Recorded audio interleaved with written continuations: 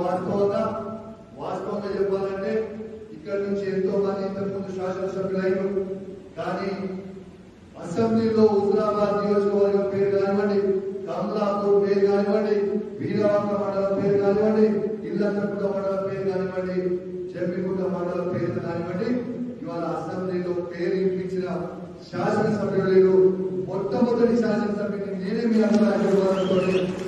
హుజురాబాద్ పేరు కోట మోగిస్తున్నా. నా హుజురాబాద్ కి ఎందుకు ఇది చేస్తలేరు, నా కమలాపూర్ కి ఇదెందుకు చేస్తలేరు, నా వీరవంకకి ఇదెందుకు చేస్తలేరు అని ఇవాళ నేను అడిగింది మీ అందరూ కూడా తెలిసిన విషయం. ఖచ్చితంగా మీకు చెప్తున్నా, మళ్ళా చెప్తున్నా, ఖచ్చితంగా మనందరం కూడా యాక్టివ్ ఉండాల్సిన అవసరం ఉంటుంది.